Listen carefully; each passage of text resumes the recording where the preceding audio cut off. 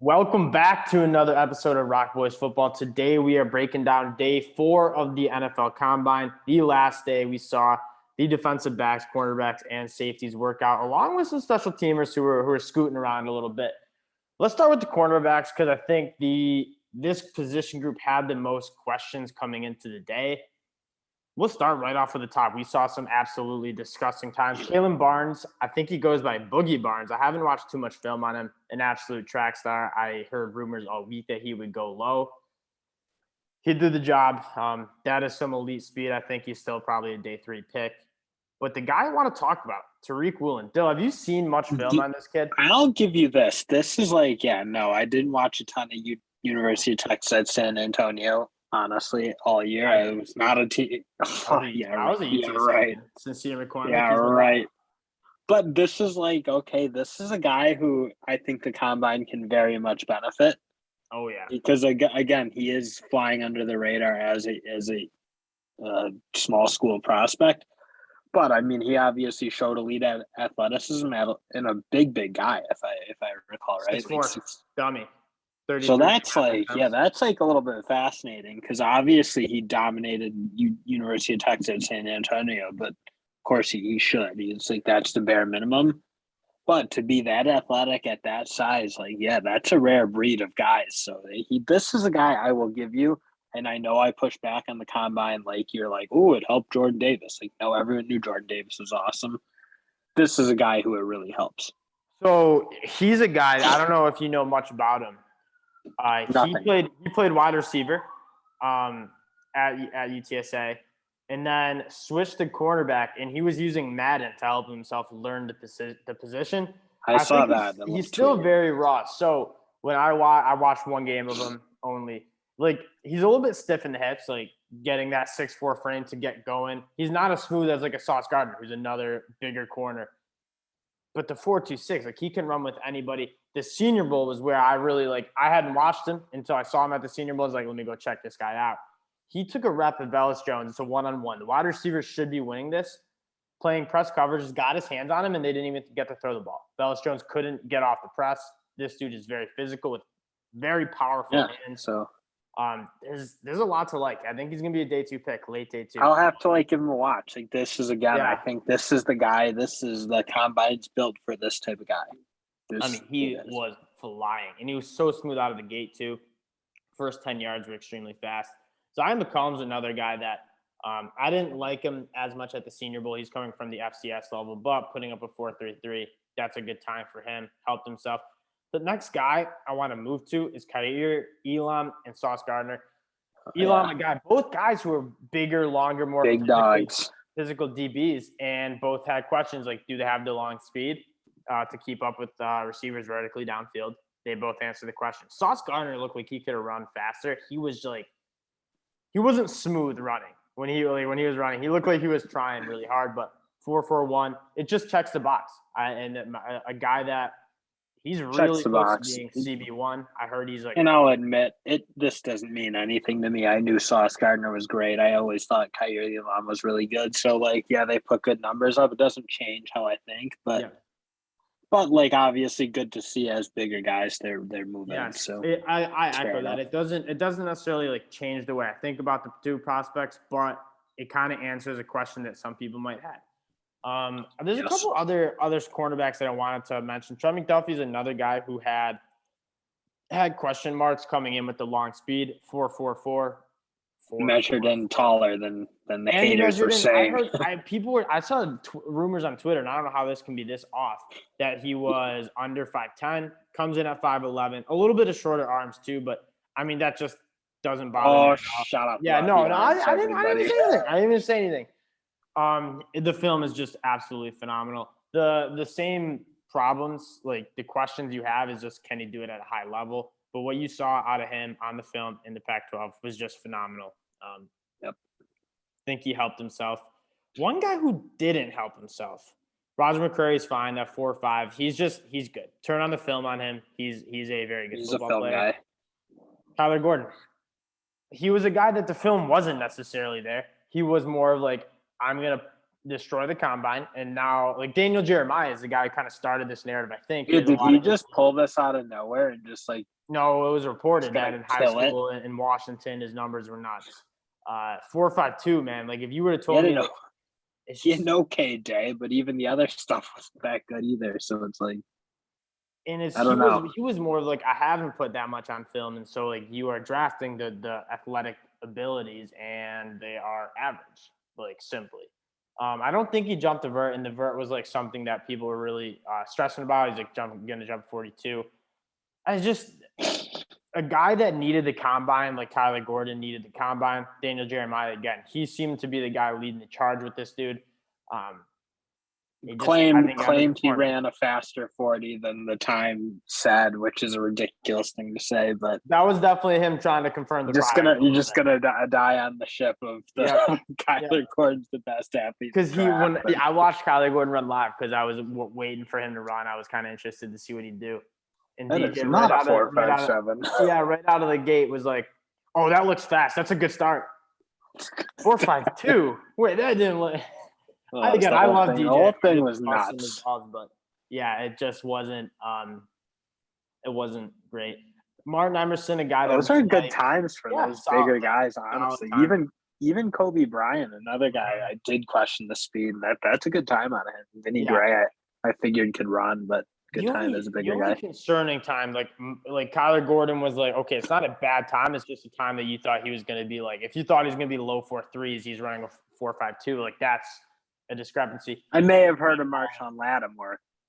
Yeah. So it's like, well, that's tough because he didn't fall out as a player. That's sure. Exactly.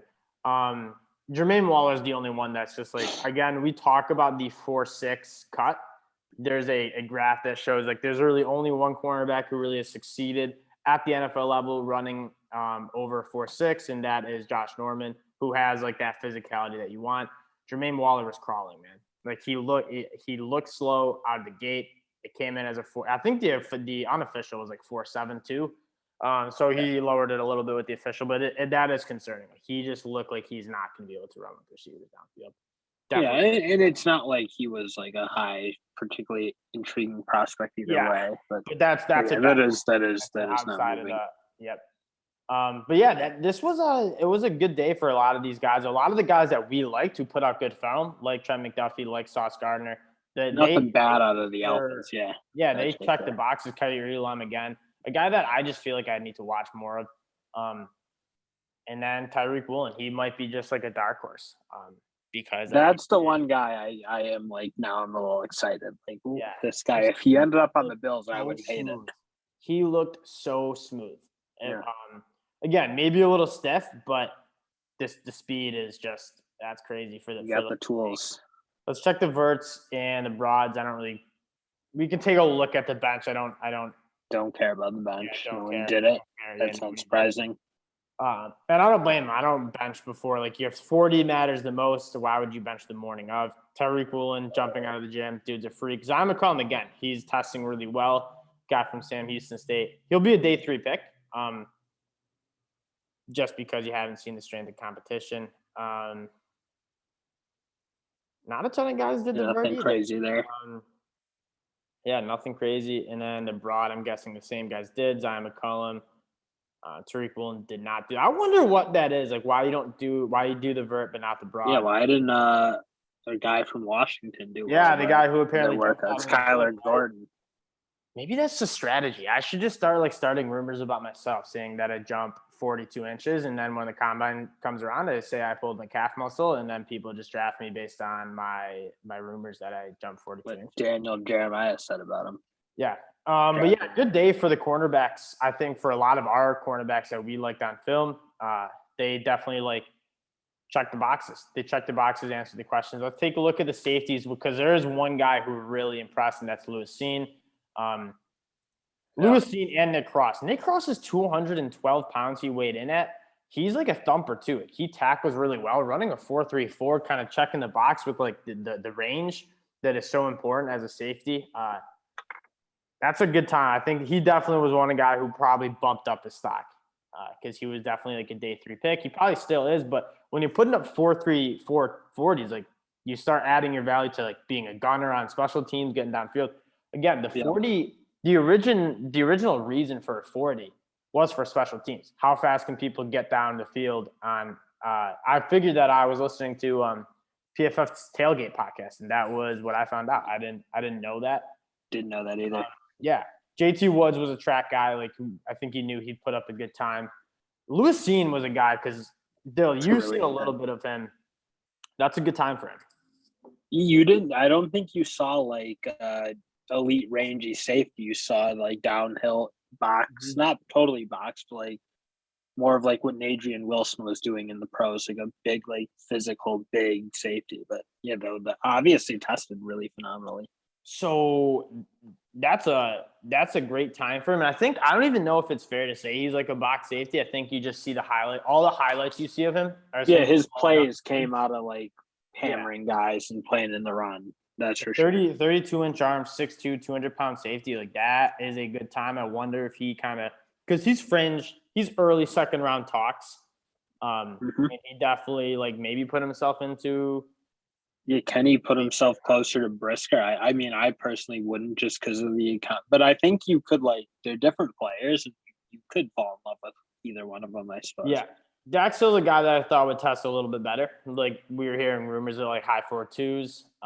That may have been you, Daniel Jeremiah-ing him, but I did definitely might have Daniel Jeremiah him. He did run really fast. I think it was like low 4.3s in the like high school camps coming out.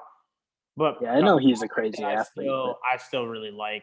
I thought he would test better. That's no secret. But the film is very good on him. The ability to come down and play man coverage. You guys have heard me talk a lot about Dak. So I still have a first round grade on him. Maybe he didn't like catapult himself into like the top 20 talks. I think he's a guy I don't think like he didn't. Also, like I think he didn't test great, but he didn't test bad. Like no, he didn't test bad. Yeah, you just he was thought kind of pretty good.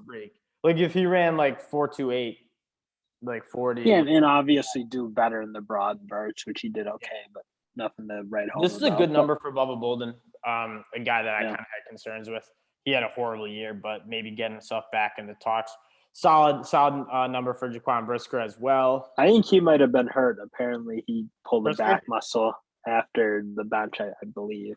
So that's why you don't bench. That's why you don't bench. The NFL I could be missing that. I don't know. I thought it was him though. So I'm hearing two things. One, obviously, like it makes sense. You wouldn't want to like have to go red line a bench press workout and then have to go run a 40, making your upper body out tight. That makes sense to me. But another thing that I was heard is like NFL wanted to push the combine workouts back into prime time. Views NFL greedy people. Clown show. Now, one of the guys was saying is all these guys do their workouts in the late morning. So like they work out around from like 10 to 12, break, and then train a little bit like early afternoon. And that's when their testosterone is the highest. And again, this is just like complete like kind of side talk. But like when it's coming down to like a 0.3 of a second matters, like you make money off. And however if we even disagree with it, like that's how it works in the NFL. I could see why you're saying, hey, I'm going to go work out on my pro day when I can work out when I want and control more variables than I can control at the combine. And I think that's why we saw a lot of guys just wait and say, I'm going to go work out when everything is perfect for me. Derek Stingley, again, rehabbing that injury. That's frankly, Kyle Hamilton's pretty surprising. I mean, again, a guy, it's like, it's a little slow, but it's not he's still a top 3 player in my mind, but I'm just surprised that like the film would have I would have thought more in the 4.4 range because he has range for days. It looked like on tape. Yes. That was slower than I thought. Like that's slower than the game speed you saw. Again, 6'4". Not that I care, but I'm not stressing about that at all. I think he just had some like crazy expectations. Well, that's like not good by. That's not good by any expectation. Like the 4.6, but very, very explosive. 38-inch. Killed it on the broad or Nick vertical. Cross, Sorry, again, he's up there. This dude is. He had a great day. Lewis Cine up there again. Jalen Petrie as a guy that I really like, kind of tested a little bit more average, but he's more of an instincts guy. I don't see like dummy athleticism as much as he's just a smart football player. Actually, again, just surprising. That's surprising. Yeah. Vertical. A guy that's twitched up on the field, like twitched up. Remember when he's blitzing out of like the slot? Like he gets. When you saw him blitz, you saw him attack screens. Yeah, I'm a little surprised to see it. I mean, like, obviously the on-field play matters way more to me, but a little surprised to see it nonetheless. So Hamilton actually tested well, honestly. Yeah, outside the 40, Nick Cross, JT Woods, all those guys kind of testing top, and then we see Dax Hill kind of. I don't think he did this, did he? Did he not do it? I don't see him. Probably oh no, he did. Not a great bottom of the barrel again. That's surprising to me. There we go. Ooh, there he is. The Michigan guys, just like Hutch, they move well. They're expert movers. I don't know. That's just kind of a joke as much, but like that is something you see. Hutch and Ajabo both were like kind of top of the 3-cone and 20-yard shuttles. Hutch dominated. That wasn't even close. He did so much better. That's what you saw with the Bosas too. Kind of going back to the edge discussion is like the Bosas had great 10-yard get-offs. Didn't have necessarily great 40 times, but great 10-yard splits on the 40. Like their get-off is extremely good, and then they're very good at getting around the edge and bending their bodies. Hutch kind of in that. I mean, again, it's like you take the combine, or at least I do, for what it's worth. Like it doesn't show. That's my guy Dax Hill again, just absolutely dominating. Again, Jalen Petrie, two guys who didn't necessarily test great in the explosives are moving really well. Kind of top of the range, and well, I don't know. I guess not many people did it, but it's a little inactive. But I mean, that's what you see at Dax Hill. He's an expert mover. All right, let's get into top 3 winners, and then maybe not necessarily top 3 losers, but guys who maybe hurt or didn't help their stock. The two guys I think probably showed out were Tyrique Woolen and Lewis Cine, are the two that kind of changed maybe an opinion. Yeah. Did something surprised me. I mean, Tariq Woolen, I guess, doesn't surprise me because I had no real priors on him, but like to run that fast at that big, it makes you it gets your attention. And then Lewis Cine is a guy who I would have thought would test worse than a Jaquan Brisker, but obviously he tested really at the top of all the safeties, and that. Yeah, it makes you think. Like, of course, what you saw out of him was a thumper, more of a downhill safety. But like, can he play more of the center field range? Does he have the versatility? Well, he might have the athleticism at least to do it. So, yeah, I agree. Probably my top 3 winners similar. Tariq Woolen just kind of putting himself on the map. Put himself on the map at the Senior Bowl. Continues to put himself on the map, and that momentum is just carrying forward to probably being a day 2 pick at this point. Lewis Cine, another guy that I just don't think I fairly evaluated him. For one, it's like hard to make plays at Georgia because when you're surrounded, plays are made by the front seven. Like if you can be as good as you want, but like the plays when you have Channing Tindall, Nakobe Dean, Quay Walker, Jordan Davis, Nolan Smith, like it's hard to make all the plays when those guys are making the plays before you. But he's a guy that like. He might have moved his stock up. I think Tariq Woolen moved his stock up. And then just checking the boxes are Sauce Gardner, Trent McDuffie, Roger McCreary, Caitlyn Barnes. Like, I would have been I was a little bit concerned with Sauce Gardner's long speed. And if he was up more around the 4.6 or over 4.6, that would have been concerning. Probably had to checks the box. Trent McDuffie does as well. And McDuffie's height. And who knows why everyone thought he'd be so small, but and Jermaine Waller probably is the biggest loser because it's just really hard to be a good cornerback when you're running. And then one guy who I think I don't want to call it a loser because obviously he tested particularly poorly and didn't test a ton, but Kyler Gordon, again, it's like he's a loser. He's a loser, I think, because the preconception was he was gonna do really well and he didn't. Like be the best and he's kind of in the middle for the 40 and then obviously even do the others, so yeah, we'll see. I don't know if he kills that as pro day. It's like I guess the same thing, but we'll see. One guy I wish that worked out. I heard he strained his quad leading up to the combine was Andrew Booth. Kind of was wondering about him a little bit. Yeah. Looking at the safeties again, we talked about him. I don't think there was any big loser because I don't think any of them ran like concerning 40s. No. I mean, Hamilton's down there, but who cares? We saw more winners than losers at the safety position. Lewis Cine, Nick Cross, those guys were kind of the winners of the week. All right, this is our last combine preview. Give me this is going to be tough for you. Give me the biggest winner of the combine out of all the position groups. I know it'll be a little recency bias, but Tyrique Woolen or Travis Jones are my two, I suppose. Yeah, those are good ones. I'm going. What are you gonna say? I'm going Jelani Woods. Okay, no, I don't hate that. That's a fair I'm going one. Jelani Woods because he's a guy that was like kind of like probably would have gotten drafted. If not, like would have gotten drafted late day 3. I think he put himself in discussion like early day 3, maybe late day 2 for maybe not late day 2, but like early day 3. Like this guy's a weapon. He is an absolute. You go back and watch. Now it's like I think when you go back and watch the tape, barring the injuries, he was really good, dude. Good. Like I watched. I went back, watched his highlights. I was like, God, this guy runs pretty smooth with routes for a big guy. He's hard to tackle, even though he's tall. And he's a vacuum in the middle of the field, like those seam routes. Like he just like has a huge catch radius. Armstrong would just throw it up to him, and he just vacuum balls up. He caught my attention against Wake, and then I don't know. I nobody was talking about him, so I kind of was just like, what? I must be something wrong with his game. And then it's like, well, obviously he can fly. He's a good athlete, and went back and looked. Johnny Woods caught my attention at Wake too, and it wasn't even the play as much as like, who is this massive human in the middle? He looked like, that's an intriguing athlete. And then you kind of because he's got a decent lower half. Like he like Cole Turner is more. He's a big guy too, but like it's a little bit of a smaller lower half. Like 34-inch arms, 6'7", and he benches 24 reps too. Like you think he could maybe do some inline blocking as well, kind of like rounding out that complete grade. He's a guy that he moved up my board. He won. And there's not many guys who I really readjust. I know there's not many guys you really readjust, but there's not many guys I really readjust after the combine. Jelani Woods is going to be one of them. Yep, that's totally fair. I agree with that. And then Christian Watson probably. Yes, he belongs on the list. He was sick.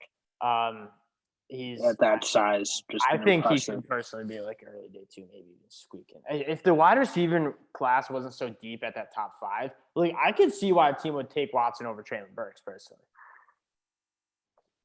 I know you're a Traylon Burks guy, not very much a Traylon Burks guy. I don't know. That's tough. Traylon Burks is really good. That'll do it for day 4 of the NFL Combine. It's been fun. I know my brother hates the Combine. I like it a little bit more. Spent a lot of time watching it, listening. Nerd. Yeah, it's not as much of a nerd as – well, it is a little bit nerdy. But it's just – I don't know. I guess it's football that I'm just slurping up. But, yeah, appreciate you guys always for rocking with the ROC Boys as usual. We'll be back. We'll be doing some draft stuff. But we'll also be talking a little bit about the college football 2022 year. The boys are kind of fiending for it a little bit. So we'll be starting to discuss some major things like maybe Jaden Daniels going to LSU later on this week. Once again, appreciate y'all for tuning in. We'll talk to y'all later. Peace.